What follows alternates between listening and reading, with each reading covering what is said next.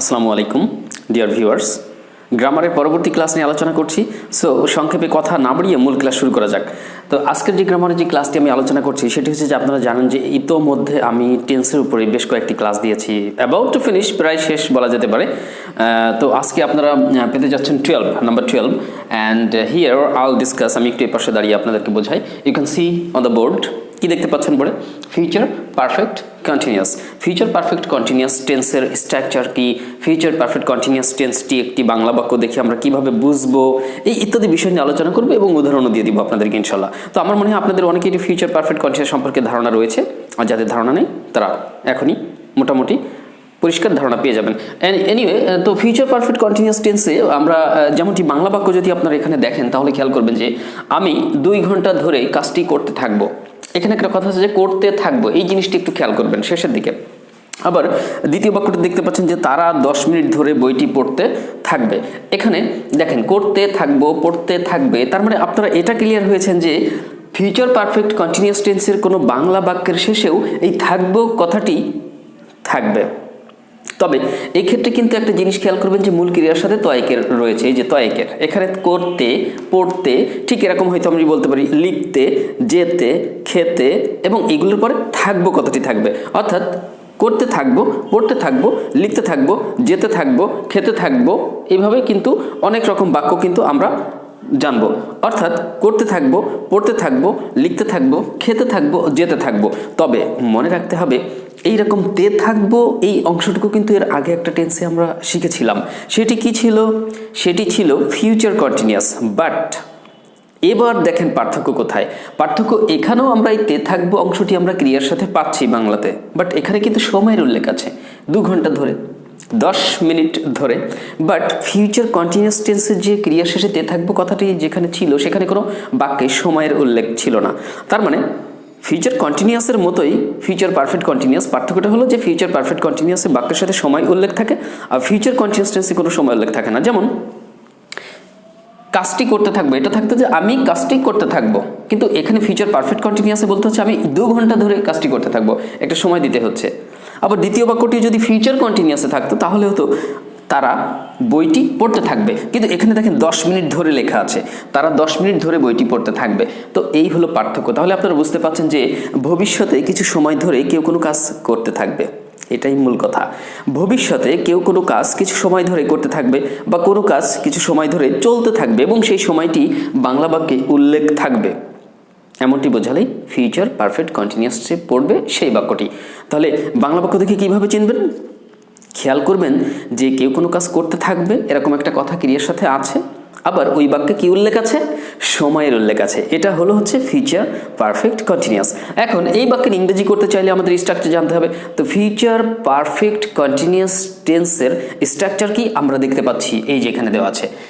সাবজেক্টের পরে শ্যাল অথবা উইল আমরা যে কোনো একটি বসাবো। আমরা জানি যে মডার্ন ইংলিশে সব পার্সনের পরে আমরা উইল ব্যবহার করতে পারি। সো সাবজেক্টের পরে আমরা উইল নিলাম, এরপরে অবশ্যই হ্যাভ বিন কথাটি যোগ করতে হবে। এখানে কোনো টেন্সের জন্য ভুল করে হ্যাজ বিন যোগ করবেন না। এখানে আমরা জানি যে হ্যাভ বা হ্যাজ এরকম একটা ব্যাপার থাকে, কোথাও হ্যাভ কোথাও has, but future perfect continuous এখানে শুধুমাত্র হ্যাভ বিনই ইউজ হবে। ওকে, আচ্ছা, তাহলে সাবজেক্টের পরে উইল দিবেন, উইলের পরে হ্যাভ বিন দিবেন। আর যেহেতু এটা কি টেন্স? এক ধরনের কন্টিনিউয়াস টেন্স। কি continuous? Future perfect continuous. So এই ফিউচার পারফেক্ট কন্টিনিউয়াস হবার জন্য এখানে আপনাকে ভার্বের সাথে আইএনজি যোগ করতে হবে, শেষে অবজেক্টটি দিয়ে দিবেন আপনি। ক্লিয়ার? তাহলে ফিউচার পারফেক্ট টেন্সের গঠন মুখস্থ করে ফেলি। Subject plus will plus have been, একবারে উইল হ্যাভ বিনও বলতে পারেন।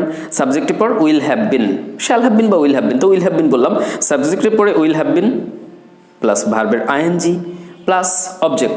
এরপরে যদি বাক্যে আরও কিছু থাকে অতিরিক্ত অংশ, সেটাকে আমরা এক্সটেনশন বা অতিরিক্ত হিসেবে বাক্যে বসিয়ে দিব।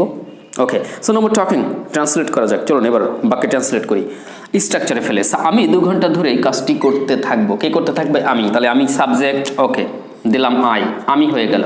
আমি কি করতে থাকবো? সাবজেক্টে পরে ভার্ব নিয়ে আসতে হবে। কাজটি করতে থাকবো আছে, করতে থাকবো। তাহলে এখানে সাবজেক্টে পরে শ্যাল উইলে যেটা দরকার সেটা আমরা দিয়ে দিব, আই উইল। এইবারে যে হ্যাভ বিন অংশটুকু দিতে হবে, মানে সূত্রের অংশ।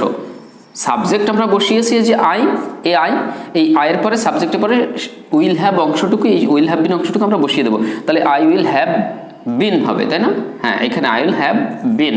ওকে, তাহলে স্ট্রাকচারের শ্যাল উইল বা হ্যাভ বিন পর্যন্ত আমরা বসিয়ে দিলাম। এবার বলেছে ভার্বের আইএনজি যোগ করতে হবে। তাহলে আমি করতে থাকবো, আই উইল হ্যাভ বিন করা, ডুইং, ডুর সাথে আইএনজি দিতে হবে, ডুইং, ডিও আইএনজি। এই যে I will have been doing হলো হচ্ছে আমি করতে থাকবো, এতটুকু হয়েছে। কি করতে থাকবো? কাজটি, এই যে কাজটি, দ্য ওয়ার্ক। আপনারা খুব খেয়াল করে দেখলে বুঝতে পারবেন যে how to translate a sentence into English, ইংরেজিতে কিভাবে একটা বাক্যে মানে ট্রান্সলেট করতে হয় বাংলা থেকে ইংরেজিতে, সেটা সম্পর্কে কিন্তু ধারণা পেয়ে যাচ্ছেন। আমি ভেঙে ভেঙে দেখাচ্ছি। তাহলে আমি করতে থাকবো, I will have been doing কাজটি, দি ওয়ার্ক, কাজটি চলে গেল। এবার কি বাদ থাকলো? 2 ঘন্টা ধরে। এই 2 ঘন্টা ধরে সময়টি আপনাকে দেখতে হবে এটা নির্দিষ্ট না অনির্দিষ্ট। কোন 2 ঘন্টা সেটা কিন্তু নির্দিষ্ট নয়, তাহলে সময়টি হচ্ছে অনির্দিষ্ট। এখানে এই সময়টির পূর্বে ফর যোগ করবেন, আপনারা ফর বসিয়ে দেবেন। তাহলে ফর 2 আওয়ার্স, আমি 2 সংখ্যায় দিয়ে দিলাম আপাতত বোঝানোর জন্য, 2 আওয়ার্স। এই যে বাক্য হয়ে গেল। তাহলে I will have been doing the work for 2 hours, আমি 2 ঘন্টা ধরে কাজটি করতে থাকবো।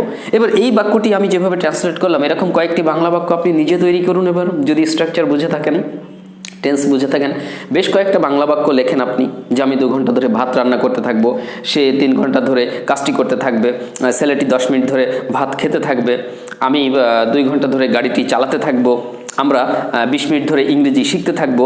এই যে এরকম সময় উল্লেখ দেবেন এবং করতে থাকবো অংশটা থাকবে। এইভাবে বাংলা বাক্য তৈরি করুন, তার ইংরেজি করার চেষ্টা করুন। আমরা অনেক সময় হয় কি যে ইউটিউবে এরকম অনেক ক্লাস আমরা কিন্তু দেখি, বিভিন্ন চ্যানেলে ইংরেজি শেখার ক্লাস দেখি। তো ক্লাস দেখে সেখান থেকে কিছু ধারণা নিলাম, বুঝলাম যে হ্যাঁ এটা আমি বুঝছি, বাট বোঝার পরে যে কাজটা করা দরকার, যে নিজে নিজে ওই টেকনিকে ফেলে কিছু বাক্য তৈরি করে তার ইংরেজি করার দরকার, এইটা আমরা অনেকে করি না। আস্ক ইউরসেলফ, আপনি নিজেকে জিজ্ঞেস করুন, নিজের মনকে জিজ্ঞেস করুন যে আসলে আপনি এটা করেন কিনা। আমরা অনেকেই করি না এটা।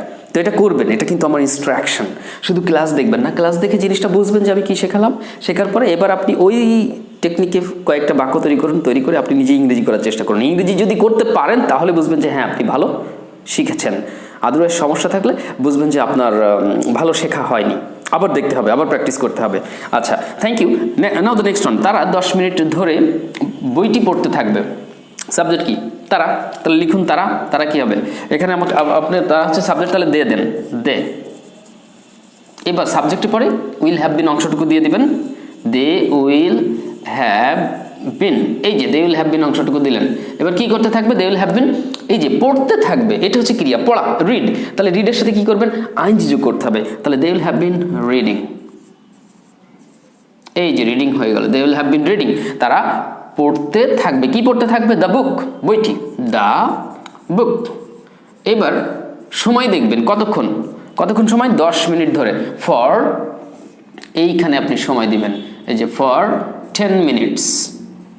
আমি জায়গা স্বল্পতায় সংক্ষেপে লিখলাম মিনিট বানানটা। ওকে, তাহলে they will have been reading the book for 10 minutes. They will have been reading the book for 10 minutes. তারা 10 মিনিট ধরে বইটি পড়তে থাকবে। এবার আপনারা পুরো বাক্যটা আবার রিভিউ করেন, এই বাক্য দুইটি। নাম্বার 1, আমি 2 ঘন্টা ধরে কাজটি করতে থাকবো। I will have been doing the work for 2 hours. Now 2, তারা 10 মিনিট ধরে বইটি পড়তে থাকবে। They will have been reading the book for 10 minutes. I think you got it. আশা করি বুঝতে পেরেছেন। তাহলে এটা কোন টেন্সের আলোচনা ছিল? এটা ছিল ফিউচার পারফেক্ট কন্টিনিউয়াস টেন্স। এবং সময়ের পূর্বে সময় নির্দিষ্ট হলে সিন্স যোগ করবেন, আর সময় যদি অনির্দিষ্ট হয় তাহলে আপনারা এখানে কি ব্যবহার করবেন? ফর ব্যবহার করবেন। ওকে, আশা করি বুঝতে পেরেছেন। তো এই ছিল মূলত আমাদের ফিউচার পারফেক্ট কন্টিনিউয়াস টেন্সের মূল আলোচনা। আর আলোচনাটা বুঝে থাকলে অবশ্যই আপনাকে এখন বেশ কয়েকটি বাংলা বাক্য নিজেকে তৈরি করতে হবে। তৈরি করে আপনি তার ইংরেজি করার চেষ্টা করুন। যেমন আমি উদাহরণস্বরূপ কয়েকটা বাক্য বলি। যেমন আমি 10 মিনিট ধরে এই টিউটোরিয়ালটি, মানে যে ভিডিও ক্লাস, এটাকে টিউটোরিয়াল বলা যায়। তাহলে আমি 10 মিনিট ধরে এই টিউটোরিয়ালটি দেখতে থাকবো। I will have been watching this tutorial for 10 minutes. I will have been watching this tutorial for 10 minutes. ছেলেরা 2 ঘন্টা ধরে ক্রিকেট খেলতে থাকবে। ছেলেরা 2 ঘন্টা ধরে ক্রিকেট খেলতে থাকবে। Boys will have been playing cricket. Boys will have been playing cricket for 2 hours. জেলেরা 3 ঘন্টা ধরে মাছ ধরতে থাকবে।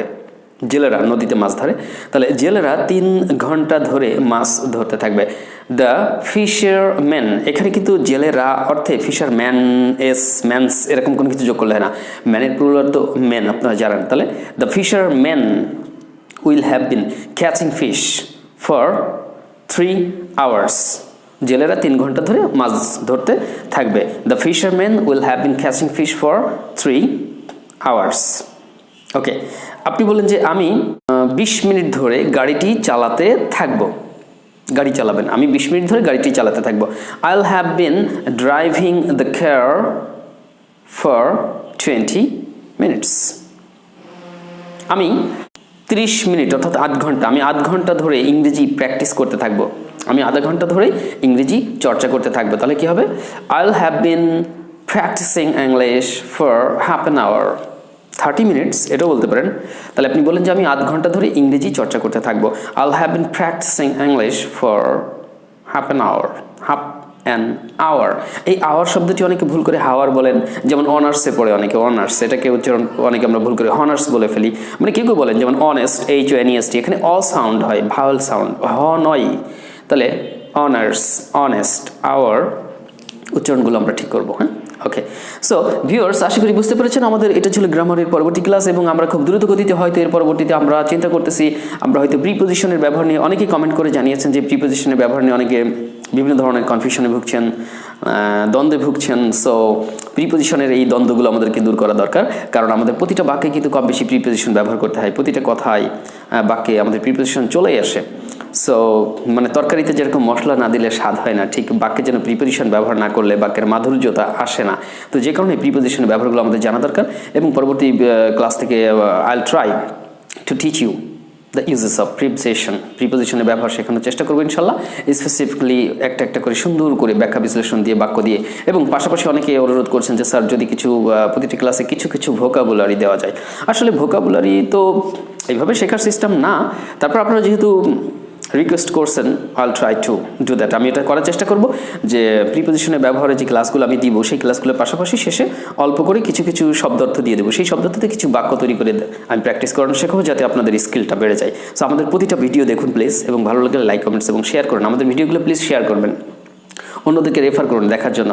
আশা করি আমাদের প্রতিটা ক্লাস থেকে খুব সহজে ইংরেজি শিখতে পারবে অনেকে দেখে। আর আমাদের যে বইটি আছে, আপনাদেরকে বলতে ভুলে যায় মাঝে মাঝে, আমাদের বইটি অবশ্যই সংগ্রহ করবেন, সুন্দরবন কুরিয়ারের মাধ্যমে এই বইটি অর্ডার করবেন। বাড়িতে বসে কোনো শিক্ষকের সাহায্য ছাড়াই আপনি নিজে নিজে এই বইয়ের ক্লাসগুলো, লেসনগুলো ভিডিও ক্লাস আকারে আমাদের ইউটিউব চ্যানেলে দেওয়া রয়েছে, স্টেপ বাই স্টেপ পেয়ে যাবেন ইনশাল্লাহ। অনেক ক্লাস চলে গেছে, আরও ক্লাস যাবে।